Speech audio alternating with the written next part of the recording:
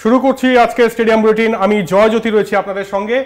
প্রথমেই প্যারিস অলিম্পিক্সের খবর। আজকে সকাল থেকে একজনের দিকে নজর ছিল, আর সমুদ্র হিমাচল জুড়ে, তিনি মনু ভাকের। খুব কাছে চলে গিয়েছিলেন, কিন্তু ওটাই যেটা বলা হয় আর কি, so near yet so far. অবশেষে চতুর্থ স্থানে শেষ করলেন। এর আগে এই অলিম্পিক্সেই দুটি পদক অলরেডি জিতেছিলেন, একটি 10 মিটার এয়ার পিস্তল ইভেন্টে এবং একটি 10 মিটার মিক্সড ইভেন্টে। তবে 25 মিটার এয়ার পিস্তল ইভেন্টে চতুর্থ স্থানেই শেষ করতে হলো মনু ভাকেরকে। তবুও মনু ভাকের নামটা রূপকথার থেকে কোনো অংশে কম নয়। আমার সঙ্গে রয়েছেন কলকাতা টিভির যুগ্ম সম্পাদক গৌতম ভট্টাচার্য। গৌতম দা, স্বাগত। ধন্যবাদ জয়জ্যোতি। আজকের এই শনিবার বিকেলের শোটা আমরা আরও অনেক ভালোভাবে শুরু করতে পারতাম যদি মনু ভাকেরের খবরটা আসতো ঠিকঠাক। কিন্তু এটা তো স্পোর্টস, এটা তো কি বলবো, এটা তো এরকম নয় যে একটা ফিল্মের মতো একটা শর্ট গন্ডগোল হলো তুমি আবার রিটেক করলে। এই পৃথিবীতে কোনো রিটেক নেই স্পোর্টসের পৃথিবীতে। মনু ভাকের যিনি 8 সিরিজ অবধি তার যা পারফরমেন্স ছিল আজকে, তার রূপো পাওয়ার কথা, অর্থাৎ তোমার দুটো ব্রোঞ্জের সঙ্গে একটা রূপো আসার কথা। 8 সিরিজে টেনশনে পড়ে গেলেন। অনেক সময় এটা হয় যে কোচরা বলেন যে তুমি ভাবতে শুরু করো যে তুমি কোথায় আছো, সেটার ভাবনার জন্য ওই 8 সিরিজে মাত্র 2 পয়েন্ট পেলেন। আর সেই জন্যেই যেটা 4 পয়েন্ট, মানে যেটা তিনি সেকেন্ড হতে পারতেন, সেটা হয়ে গেলেন 4th। এবং এখন অবশ্যই আফসোস করছেন, কিন্তু প্রবলেম হচ্ছে যে আবার বলছি স্পোর্টসের দুনিয়ায় রিটেক নেই, কাজেই যা হয়ে গেছে তাকে 4th হয়েই সন্তুষ্ট থাকতে হবে। একেবারেই। তা সত্ত্বেও গৌতম দা, মনু ভাকের একটা রূপকথা বললে তো অত্যুক্তি হবে না।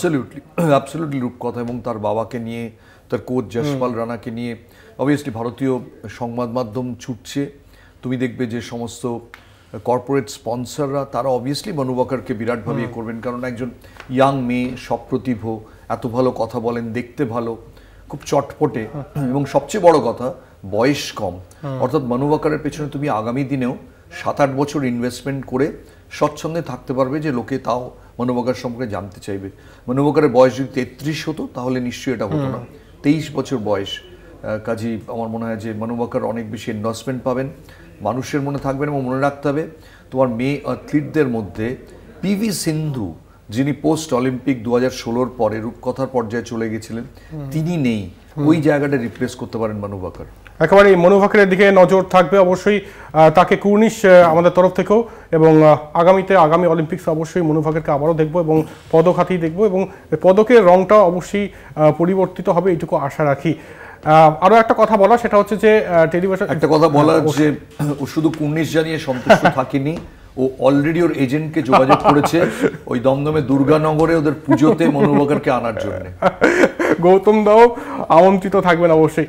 এরপর যে বিষয়টা বলার, সেটা হচ্ছে যে টেলিভিশন স্ক্রিনে নাম্বার দেওয়া আছে অবশ্যই, এবং আপনারা কিন্তু প্রশ্ন করতে পারেন গৌতম দাকে আজকে অলিম্পিক্স নিয়ে, এবং অবশ্যই ইন্ডিয়া শ্রীলঙ্কা ওয়ানডে ম্যাচ নিয়েও আসবো।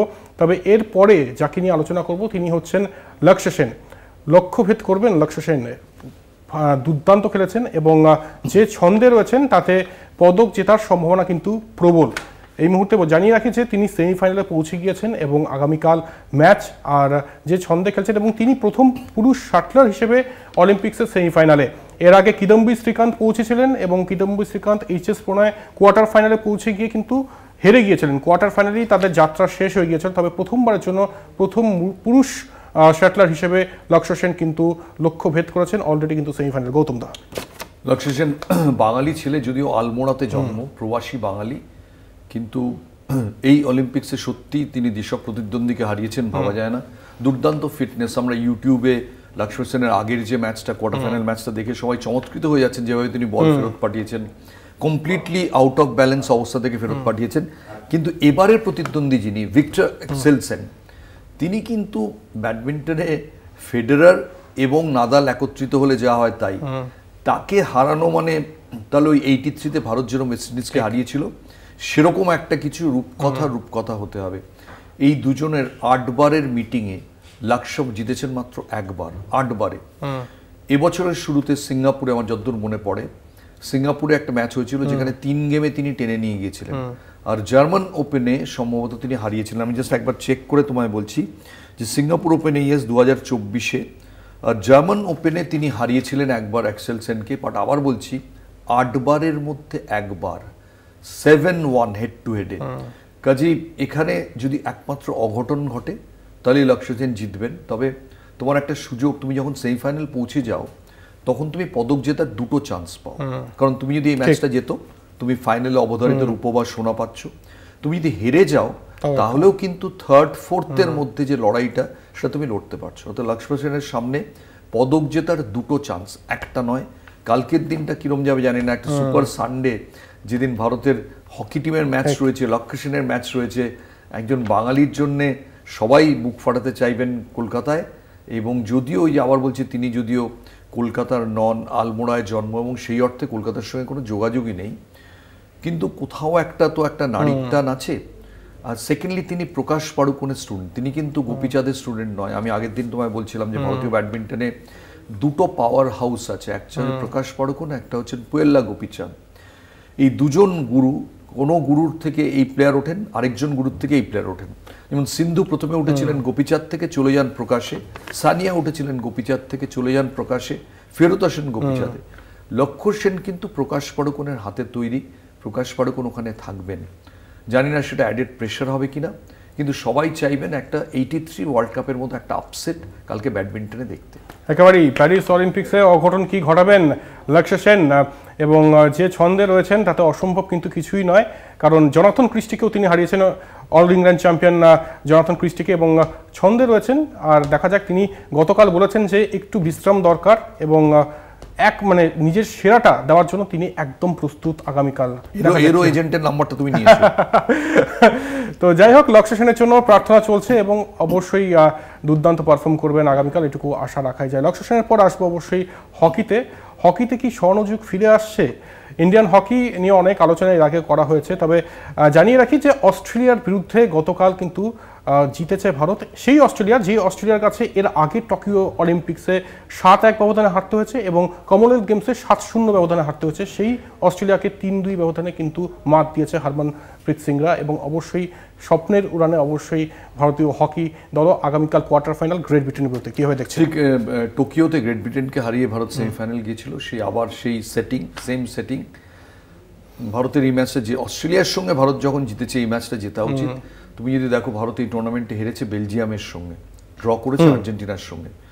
বেলজিয়াম কিন্তু অলিম্পিক চ্যাম্পিয়ন টিম, তার কাছে 2-1 হেরেছে। কাজে কোথাও মনে হচ্ছে যে যেরম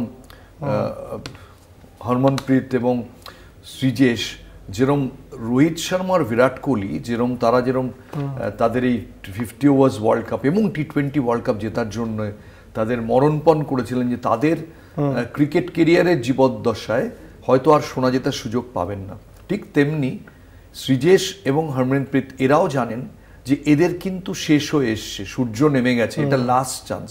তারা কিন্তু, আমি বলবো যে এই টুর্নামেন্টে যতটা খেলোয়াড়ি শক্তি পারমিট করে তার চেয়েও বাইরে গিয়ে দুজনে চেষ্টা করছেন দেশের জন্য, যে যদি এই মেডেলটা দেশকে দেওয়া যায়, যেটা খুব ইন্টারেস্টিং। একটা টিম ভার্সেস টিম খেলা হয়, আর টিমের মধ্যে যখন কোনো ব্যক্তি নিজেকে এক্সেল করতে চান বৃহত্তর কোনো উদ্দেশ্য নিয়ে, তখন কিন্তু সেই সেটিংটা একটা রামধনুর মতো হয়ে যায়।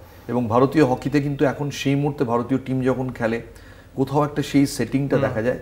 আমি আশা করব অন্তত কালকে ভারতীয় দল যেরকম ফর্মে আছে, তাতে গ্রেট ব্রিটেনকে না হারানোর কোনো কারণ নেই, একেবারেই কোনো কারণ নেই। হরমনপ্রীত সিংরা রয়েছেন। এবং একটা প্রশ্ন অবশ্যই জিজ্ঞেস করার গৌতম দাকে, সেটা হচ্ছে যে চ্যাম্পিয়ন খেলোয়াড়দের দেখেছেন গৌতম দা, ধনরাজ পিল্লাইকে খুব কাছ থেকে দেখেছেন, চ্যাম্পিয়ন খেলোয়াড়রা বড় মঞ্চের আগে কীভাবে নিজেদের তৈরি করেন? চ্যাম্পিয়ন প্লেয়াররা প্রথমত একটা লক্ষ্য নিজেদের আগে থেকে তৈরি করে আসেন। টিমের লক্ষ্য যাই থাক না কেন, তারা সিরিজ শুরুর আগে বা টুর্নামেন্ট শুরুর আগে অন্তত 1 মাস 2 মাস আগে থেকে একটা লক্ষ্য তৈরি করে সেটা নোটপ্যাডে লিখে রাখেন। আমি সচিন টেন্ডুলকারকে দেখেছি প্রত্যেকটা সিরিজের আগে সিরিজ স্পেসিফিক লক্ষ্য থাকতো, যে এই সিরিজ আমি 500 রান করবো, কিংবা ম্যান অফ দ্য সিরিজ হবো। সৌরভের থাকতো, দ্রাবিড়ের থাকতো, ধনরাজ পিল্লাই, এরা প্রত্যেকেই মনে করেন বড় ওকেশনে আমার নিজের জন্য একটা টেমপ্লেট সেট করে যেতে হবে। একটা টিমের টেমপ্লেট সেটিং সেটা একটা ব্যাপার, সবাই মিলে। আরেকটা আমার একান্ত আমার, যে আমি কি করতে পারি, আমি কটা গোল করতে পারি, আমি কটা অ্যাসিস্ট করতে পারি, আমি কটা ম্যান অফ দ্য ম্যাচ হতে পারি, আমি কটা বড় ম্যাচে পারফর্ম করতে পারি। যেটা ইদানিং ভারতীয় ক্রিকেটারদের একটা খুব বিশেষত্ব, যে আমি অন্য ম্যাচে খেলা না, আমি বড় ম্যাচের ভাগ্য কি আমি নির্ধারণ করতে পারছি। পারলে আমার যদি 5টা ওকেশন আসে, তার মধ্যে আমি কটাতে পারলাম, আমার সাকসেস রেশিও কতটা, সেটা দিয়ে তারপরে তারা নিজেদের জাজ করেন। যুবরাজ সিং একটা সময় তাই করতেন। অনেক বড় বড় স্পোর্টসম্যান তাই করেন, তুমি টেনিস প্লেয়ারদের যদি ধরো প্রত্যেকে তাই করেন যে আমি জিতবো তো ধরলাম, আমি কটা সেট হারাবো, এইরকম লক্ষ্য রেখে একটু উঁচু লক্ষ্য রাখা হয়, কোচরা রাখেন বা তারা রাখেন, যাতে নিজেদের ওই টুর্নামেন্টের মধ্যে ওটা দেখে দেখে ঝালিয়ে নিতে পারেন। এবং আমি শিওর হরমনপ্রীত এবং শ্রেয়স একটা পদকের লক্ষ্য নিজের জন্য লিখেছেন, যে যাওয়ার সময় যেন একেবারে রাঙিয়ে দিয়ে যেতে পারেন। একেবারেই শ্রীজেশের শেষ অলিম্পিক এবং যাওয়ার আগে অবশ্যই রাঙিয়ে দেবেন। এবং একই সঙ্গে এটাও ঠিক যে চ্যাম্পিয়ন প্লেয়াররা নিজেদের একটা গোল সেট করেন এবং দেখা যাক যে দলগত খেলায় অবশ্যই পার্সোনাল একটা গোল থাকে, সেই গোলটা আগামীকাল হরমনপ্রীত সিং কীভাবে কনভার্ট করেন, কারণ এই অলিম্পিক্সে কিন্তু দুরন্ত পারফর্ম করছেন হরমনপ্রীত সিং। এরই মাঝে কিন্তু চলে এসে মনু ভাকের কি বলেছেন। মনু ভাকের অবশ্যই চতুর্থ হয়েছেন, হয়তো 3টি পদক পাওয়া হয়নি, তবে তা সত্ত্বেও রূপকথার আরেক নাম মনু ভাকের কি বলেছেন শোনাবো। Well, it has been a great show for me. I have been shooting really well. These past, I think, 5-6 days have been amazing. I shot really well in all the qualifications. Then the final rounds were also great. So 2 bronzes and 1 4th position. So I think I'm happy for now, but need to work even harder in the future. And shoot off happened. Well, now how you say it makes me feel bad, but I tried my best, and that's only that I can control. But that was not enough. So I need to put in more efforts and more hard work. So I think I believe that all the people who have made it to the Tokyo and to the Olympics, actually to any Olympics, I think they're equal. We can't be like, okay, this one is better, this one is world number 1, this one is world number 10. So I don't believe in all that anymore, because last time around we had so many world number 1s and 2s, but they did not make it to the finals. Training तो वही सोच के करती थी कि इस बार regret नहीं करना है, इस बार ये नहीं सोचना है कि यार फिर से मतलब 4th 5th पोजीशन पे रह गई। तो इस बार यही सोचा था, जब भी कुछ भी करती थी रूटीन्स में, एक्सरसाइज हो गया, चाहे ट्रेनिंग हो गया, चाहे टाइम पे सोना, टाइम पे उठना, कुछ भी हो गया, बस मैं हमेशा यही सोच रही थी कि इस बार ना कुछ भी मतलब पूरी कोशिश करूँगी, रिग्रेट नहीं करना। तो और एक्स्ट्रा एफर्ट्स डालती थी कि और ज़्यादा कुछ, और ज़्यादा और मेहनत। এই সেই মনু ভাকের, যিনি টোকিও অলিম্পিক্সে ম্যাল জ্ঞান ফাংশনের জন্য ছিটকে গিয়েছিলেন এবং তারপর কিন্তু দুরন্ত কামব্যাক, একদম রূপকথা।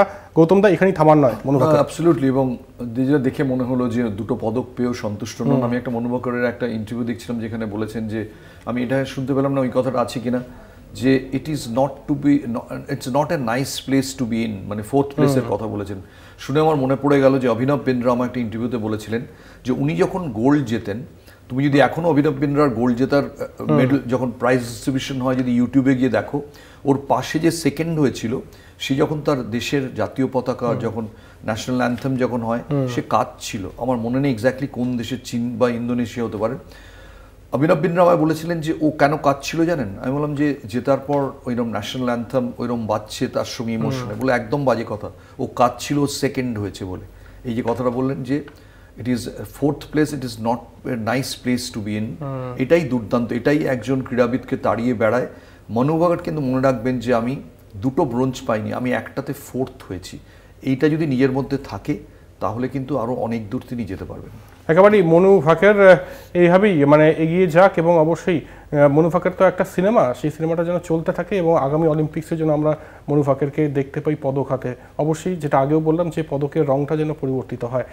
এরপর আরও একটা খবরে আসবো, সেটা হচ্ছে যে দীপিকা কুমারীও কিন্তু আশা জাগাচ্ছেন এবং ব্যক্তিগত ইভেন্টে কোয়ার্টার ফাইনালে দীপিকা কুমারী আরও একটা আশা। অ্যাবসলিউটলি। দীপিকা কুমারী, আমরা পদকের যেগুলো সার্টেন পদকের মধ্যে রাখা হয়েছিল, তার মধ্যে দীপিকা কুমারীকে রাখা হয়নি, বরঞ্চ নিখাত জারিনকে রাখা হয়েছিল, যিনি মেরি কমের পর এখন ভারতীয় ব্যাডমিন্টন, ভারতীয় বক্সিংয়ের মুখ। দীপিকা কুমারী হচ্ছেন 50-50 ধরা হয়েছিল, পেতেও পারেন, নাও পেতে পারেন। আজকের পর সত্যি কিছুটা আশা জেগেছে যে তীরন্দাজিতে তিনি যদি একটা পদক দিতে পারেন, কারণ কালকে ভারতের তীরন্দাজে যেটা ভাবা হয়েছিল যে স্পেনকে হয়তো হারিয়ে দেবে, তারা স্পেনের কাছে হেরে গেছে। তো দীপিকা কুমারী বলা যেতে পারে তীরন্দাজিতে হয়তো ভারতের প্রায় শেষ আশা। একেবারেই শেষ আশা দীপিকা কুমারী। এরপর অবশ্যই পদকের আশা রয়েছে, কারণ নীরজ চোপড়া এখনও আসেননি। তো দেখা যাক, ওই বিষয় নিয়েও আলোচনা করব। তবে অলিম্পিক্স নিয়ে তো আলোচনা চলছেই, এরপর ক্রিকেট নিয়ে আসবো। তবে সময় হয়ে গেছে একটা ছোট্ট বিরতিতে যাব। সঙ্গে থাকুন এবং ফিরে এসে ভারত শ্রীলঙ্কা ওয়ানডে সিরিজ নিয়ে আলোচনা হবে। আবারও ফিরে এলাম স্টেডিয়াম বুলেটিনে, জয়জ্যোতি রয়েছে আপনাদের সঙ্গে। ভারত শ্রীলঙ্কা ওয়ানডে সিরিজে আসবো, তবে তার আগে অবশ্যই গৌতম দাকে একবার জিজ্ঞেস করা, সেটা হচ্ছে যে প্যারিস অলিম্পিক্স 8 দিন হয়ে গেল, কীরকম দেখছেন প্যারিস অলিম্পিক্স এবার? দেখো, যে কোনো টুর্নামেন্টে দুটো অধ্যায় থাকে, তুমি খুব ভালো করে জানো। একটা হচ্ছে নর্মাল যেটা চলে, সেকেন্ড পার্টটাকে বলা হয় বিজনেস এন্ড। যে কোনো টুর্নামেন্টে যেখানে আসল ব্যবসা বিজনেস এন্ড কেন বলা হয়, যে তার কারণ হচ্ছে যে আসল ব্যবসাটা তখনই জমে, পদকের ব্যবসা বা ট্রফির ব্যবসা। এখানে কিন্তু অলিম্পিক্সটা ঠিক সেরকম না। অলিম্পিক্সের কোনো আলাদা কোনো বিজনেস এন্ড সেরকম নেই, বা ভারতও এমন কোনো কন্টিনজেন্ট পাঠায়নি যে ভারতের একটা সেকেন্ড হাফটাই বিজনেস এন্ড থাকবে। কারণ ভারত ভেবেছিল ফার্স্ট হাফে ব্যাডমিন্টন এবং বক্সিংয়ে পদক পাবে। এখন যে অবস্থা, ব্যাডমিন্টনে তুমি লক্ষ্য সেন ছাড়া কেউ তোমার বেঁচে নেই, তুমি বক্সিংয়ে কোনো পদক পাওনি, তুমি পিভি সিন্ধুও তোমায় হতাশ করেছেন, তোমার ব্যাডমিন্টনের ডাবলসে তুমি পদক পাবে ভেবেছিলে, কমপ্লিট ব্যাডমিন্টনটাই কোলাপস করে গেছে, তোমার বক্সিংটা কোলাপস করে গেছে অনেকটা।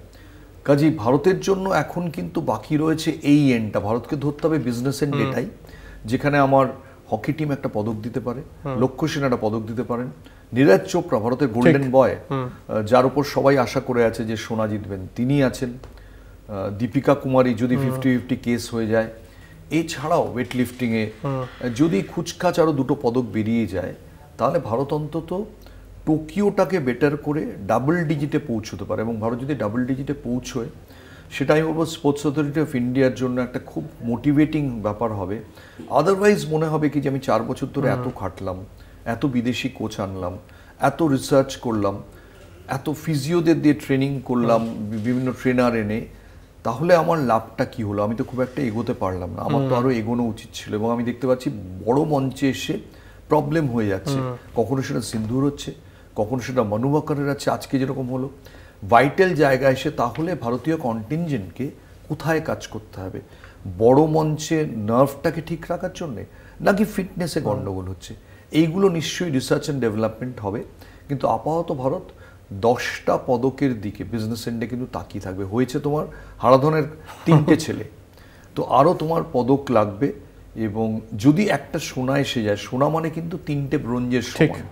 সো সেটাই দেখার যে হকি টিম বা নীরজ চোপড়া ভারতকে একটা সোনা দিতে পারে, তাহলে কিন্তু পুরো জিনিসটা অনেক ব্যর্থতা ঢেকে যাবে। একেবারেই, অবশ্যই প্যারিস অলিম্পিক্সের দিকে নজর থাকবে। এবার প্যারিস অলিম্পিক্স থেকে চলে যাচ্ছে একদম সরাসরি কলম্বোতে। গতকাল ম্যাচ হয়েছে আমরা জানি, এবং গতকাল ম্যাচ শেষে একজনের কথা ভাবছিলাম, অর্জুন রণাতুঙ্গা, তিনি কি ম্যাচ দেখছিলেন? অরবিন্দ ডিসিলভার কথাও মনে আসছিল যে তারা কি করছিলেন, রোশন মহানামা, আশঙ্কা গুরুসিংহ। কারণ ভারত শ্রীলঙ্কা ম্যাচ মানে এক প্রকার ধরেই নেওয়া হচ্ছিল ক্লিন সুইপ করবে ভারত এক্ষেত্রে শ্রীলঙ্কাকে। তবে চিত্রনাট্যে কোথাও যেন টুইস্ট। প্রথম ওয়ানডে ম্যাচ 230 করে প্রথমে ব্যাট করে শ্রীলঙ্কা, এবং তারপর ভারত শুরু করে দুর্দান্ত 75 রানের ওপেনিং পার্টনারশিপ হয় রোহিত শর্মা, শুভমান গিলের মধ্যে হিটম্যান শো দেখা যায় কিছুটা হলেও। তারপর কোথাও যেন শ্রীলঙ্কা কিন্তু ডোমিনেট করতে থাকে, এবং শেষ বেলায় ওয়ানডে ম্যাচ টাই। গৌতম দার সঙ্গে রয়েছেন, কথা বাড়াবো না। গৌতম দা, কীভাবে দেখছেন? দেখো, শ্রীলঙ্কা একটা অদ্ভুত জায়গা। শ্রীলঙ্কার মাঠগুলো যে খুব বড় তা নয়, কিন্তু শ্রীলঙ্কাকে না তুমি একটা মিনি ওয়েস্ট ইন্ডিজ বলতে পারো। ওখানে নাচ গানের এত প্রচলন আছে যে শুরুর দিকটা শ্রীলঙ্কার জন্য একটু ফেভারেবল গেলেই এত নাচ গান বাজনা শুরু হয়ে যায়। আমি বলবো সেখানে হয়তো ইন্ডিয়ানসের মতো আওয়াজ হয় না, মিরপুরের মতো আওয়াজ হয় না, কিন্তু এই নাচ গান বাজনা ডিজে ফিজে এসে এমন হয় যে অপোনেন্ট ব্যাটসম্যানদের উপর খুব প্রেশার পড়ে যায়। আমি আমার জীবনের প্রথম টেস্ট সিরিজ কভার করতে গিয়েছিলাম শ্রীলঙ্কাতে অনেক বছর আগে। আমার ধারণা তুমি তখনও জন্মাওনি, 1985-তে। সেখানে গিয়ে সবাই জানতো ভারত 3-0 জিতবে, কপিল দেব ক্যাপ্টেন, সুনীল গাভাস্কর এরকম টিম। রেজাল্ট হয়েছিল 0-1, এবং প্রথম দিন থেকে ভারতীয় টিম এমন একটা প্রেশারে পড়ে গিয়েছিল, কারণ যেই ভারত খারাপ জায়গায় হতো অমনি নাচ গান বাজনা এমন একটা জগজম্প শুরু হতো গ্যালারি থেকে, যেটা প্রেশার তৈরি হয়ে যেত। এবং প্লাস তখন শ্রীলঙ্কার আম্পায়াররা ছিলেন যারা অত্যন্ত দেশপ্রেমিক, এখন তো সেটা নিয়ে নিরপেক্ষ আম্পায়ার। কিন্তু আমি বলবো শ্রীলঙ্কাকে না নিজের দেশে কখনো একদম চূড়ান্ত তুমি হেলাফেলা করতে পারবে না, কারণ সামাও একটা অদ্ভুত দৃশ্যকল্প তৈরি হয়ে যায়। সেই দৃশ্যকল্পটা একটা উইকেটের মতো, তুমি হয়তো মাঠে একটা উইকেটে খেলছো, ওই দৃশ্যকল্পটা আরেকটা উইকেট, দুটো মিলে এমন একটা প্রেশার তৈরি হয় বোলিংয়ের সঙ্গে যে ব্যাটসম্যানদের উপর প্রেশার পড়ে। যদিও ইন্ডিয়ান ব্যাটসম্যানরা অনেক বেশি অভিজ্ঞ, রোহিত শর্মা, বিরাট কোহলি এত খেলেছেন শ্রীলঙ্কায়, কিন্তু আমার কোথাও মনে হয় প্রতিবার শ্রীলঙ্কায় প্রথম বল থেকে শুরু করতে হয়। এবং শ্রীলঙ্কা কি টিম সবসময় নির্ভর করে না তার উপরে, উইকেটগুলো এমন থাকে, ওভারঅল বাতাবরণ। শ্রীলঙ্কাটা ভীষণ ভীষণ Sri Lankan. It is not an, মানে আমি বলতে চাইছি তুমি যখন অস্ট্রেলিয়াতে খেলো বা ইংল্যান্ডে খেলো, তুমি একটা ইন্টারন্যাশনাল উইকেটে খেলো। শ্রীলঙ্কায় যখন খেলো, শ্রীলঙ্কাতেই খেলো। অ্যাবসলিউটলি শ্রীলঙ্কার খাবার থেকে শুরু করে পরিবেশ, আবহাওয়া সব কিছু ভীষণ ভীষণ শ্রীলঙ্কান। তার জন্যে একটা সেপারেট অ্যাডজাস্টমেন্ট করতে হয়। হয়তো ইন্ডিয়ান টিম এখনও সেটা, নতুন যারা গেছেন তারা তো টি20 সিরিজ খেলেননি, বিরাট কোহলি কি রোহিত শর্মা, হয়তো একটু অ্যাডজাস্টমেন্ট লাগবে, কিন্তু এই যা টিম ভারতের, তারপরও সামলে নিয়ে জেতা উচিত। একেবারে সামলে নিয়ে জেতাও উচিত অবশ্যই ভারতের। তবে গৌতম গম্ভীরের একটা স্ট্র্যাটেজি নিয়ে অবশ্যই প্রশ্ন করতে চাইবো এক্ষেত্রে গৌতম দাকে। গৌতম গম্ভীর স্ট্র্যাটেজি গতকাল যেটা ছিল যে 4 নম্বরে ওয়াশিংটন সুন্দরকে পাঠানো, এই স্ট্র্যাটেজি নিয়ে কি বলবেন? আমি এটাই বলবো যে রাহুল দ্রাবিড় গৌতম গম্ভীরকে যে পরামর্শগুলো দিয়েছেন সেটা খুব ভালো। সেটা 1 নম্বর পরামর্শ দিয়েছেন যে মনে রাখবে অনেকটাই লাক, তোমার উপর নির্ভর করবে না। আর সেকেন্ড পরামর্শ দিয়েছেন যখন প্রচণ্ড রেগে যাবে, প্রচণ্ড উত্তেজিত হয়ে যাবে, তখন কিছু বলতে যাও না, তখন জাস্ট 1 পা পিছিয়ে এসে একটু হাসবে। আমার মনে হয় এটাই ওয়াশিংটন সুন্দরের, এটা যদি খেটে যেত, ওয়াশিংটন সুন্দরের অনেক ম্যাচে আগে গিয়ে কিন্তু পিনচিটার বা আগে এরম পজিশনে ভালো কাজ করেছেন, কালকে কাজ করেনি। ভারতের অনেক ম্যাচে অক্ষর প্যাটেলকে টি20 ওয়ার্ল্ড কাপে দ্রাবিড় যখন পাঠিয়েছেন, আমরা অবাক হয়ে ভেবেছি অক্ষর প্যাটেল কেন, তিনি একটা অদ্ভুত ক্যামিও খেলে দিয়েছেন। আমি বলবো গম্ভীরের লাকটা কালকে ভালো যায়নি, গম্ভীরের লাক ভালো যায়নি। আর মনে করিয়ে যে 2012 সালে অ্যাডলিডে কিন্তু এই ইন্ডিয়া শ্রীলঙ্কা ম্যাচই টাই হয়েছিল, সেই ম্যাচে সর্বোচ্চ রান করেছিলেন ভারতের হয়ে গৌতম গম্ভীর, 91, যদি খুব ভুল না বলে থাকি। এরপর আরও একটা প্রশ্ন, সেটা হচ্ছে দুনিত ওয়াল্লালাগেকে নিয়ে। এই ওয়াল্লালাগে এশিয়া কাপেও কিন্তু পীড়া দিয়েছিল ভারতকে। অবশ্যই শ্রীলঙ্কার অন্যতম প্রাপ্তি, আগামী তারকা বলা যেতে পারে দুনিত ওয়াল্লালাগে, কীভাবে ব্যাখ্যা করবেন? অ্যাবসলিউট তারকা, এবং শ্রীলঙ্কান টিমটা একটা রিবিল্ডিং ফেজের মধ্যে দিয়ে যাচ্ছে। আমি বলবো শ্রীলঙ্কায় কয়েকজন আছেন যারা অনেককে আইপিএল খেলার জন্য অনেকে চেনে, এবং তিনি সব মিলিয়ে শ্রীলঙ্কান টিমটা আগামী 1-1.5 বছরে কিন্তু এই টিমটা তৈরি হয়ে যাবে। এবং যদি আগামী বছর চ্যাম্পিয়ন্স ট্রফিতে শ্রীলঙ্কা অনেককে বেগ দেয়, যদি সেমিফাইনাল চলে যায়, আমি অন্তত আশ্চর্য হব না। একেবারেই চ্যাম্পিয়ন্স ট্রফিতে রয়েছে, 2027 বিশ্বকাপও রয়েছে। আপনার কি মনে হয় 31 বছর পর গাদ্দাফির সেই রাত ফিরে আসতে পারে আফ্রিকার দেশে? এটা এখনই আফ্রিকাতে একটু ডিফিকাল্ট, কারণ আফ্রিকাতে কন্ডিশনস একদম আলাদা শ্রীলঙ্কার চেয়ে। সাউথ আফ্রিকান উইকেটে বল সিম করে, বাউন্স থাকে। আমার মনে হয় না শ্রীলঙ্কান টিম তার জন্য। আমি পাকিস্তানের জন্য, শ্রীলঙ্কার সাবকন্টিনেন্টের জন্য শ্রীলঙ্কান টিম অনেক বেশি সুটেড। তুমি যদি শ্রীলঙ্কার ওয়ার্ল্ড কাপে ওভারসিজ রেকর্ড দেখো, তারা ফাইনাল খেলেছে কোথায়? ওয়েস্ট ইন্ডিজে, যেখানে স্পিনিং উইকেট ছিল। ফাইনাল খেলেছে কোথায়? ভারতে 2011-তে, 2007, 2011 আর 1996। এর বাইরে যখনই সাবকন্টিনেন্টের বাইরে গেছে শ্রীলঙ্কা ভালো খেলেনি। আমার মনে হয় না এই টিমটাও তার থেকে ব্যতিক্রম বলে। আগামীকালের ওয়ানডে ম্যাচে কি আপনার প্রেডিকশন? আমার মনে হয় ভারত জিতবে, ঝটকাটা খেয়েছে, আমার ধারণা ভারত জিতবে। ভারত জিতবে, আমরা এটাই আশা রাখছি। একদম শেষ লেপে চলে এসেছি দিস ডে দ্যাট ইয়ারে। আজকে বিশেষ দিন। আজকে লিয়েন্ডার পেস 1996-তে আটলান্টায় ব্রোঞ্জ জিতেছিলেন। কীভাবে স্মরণ করবেন দিনটাকে? লিয়েন্ডার পেস একটা, কি বলবো, লিয়েন্ডার পেস একটা অভিজ্ঞতা। যদি সচিন টেন্ডুলকার একটা অভিজ্ঞতা হন, লিয়েন্ডার পেস একটা অভিজ্ঞতা। এবং আমরা কলকাতায় আনফর্চুনেটলি বাঙালিরা সৌরভ নিয়ে যতটা গর্ব করি, লিয়েন্ডার পেস নিয়ে ততটা গর্ব করি না। লিয়েন্ডার পেসের কৃতিত্ব কোনো অংশে কম নয়। একটা 6 থেকে 7টা অলিম্পিকে একটা ছেলে খেলেছে, অলিম্পিকে ব্রোঞ্জ জিতেছে, এত ডেভিস কাপ ম্যাচ জিতেছে, এমন একটা স্পোর্টে, যে স্পোর্টটা প্রায় 250-র ওপর দেশ খেলে। অবিশ্বাস্য একজন স্পোর্টসম্যান। এবং এই যে বক্তৃতা, নিউপোর্ট বক্তৃতা, যতদিন ভারতীয় টেনিস বেঁচে থাকবে, লিয়েন্ডার পেসের বক্তৃতাটাও বেঁচে থাকবে। একেবারেই লিয়েন্ডার পেস অবশ্যই ভারতীয় ক্রীড়া জগতের মহাকাশে এক উজ্জ্বল জ্যোতিষ্ক বলা বাহুল্য। এখানেই শেষ করতে হচ্ছে। অনেক ধন্যবাদ গৌতম দা এতটা সময় দেওয়ার জন্য। প্যারিস অলিম্পিক্স এবং ভারতীয় ক্রিকেট নিয়ে আলোচনা করলাম, এবং অবশ্যই চোখ থাকবে আগামী দিনেও প্যারিস অলিম্পিক্সে কি হচ্ছে এবং ভারত শ্রীলঙ্কা ওডিআই সিরিজ কোন দিকে যাচ্ছে। শেষ করছি এখানে। আমি জয়জ্যোতি, আর আপনারা দেখতে থাকুন কলকাতা টিভি, রাত দিন 7 দিন।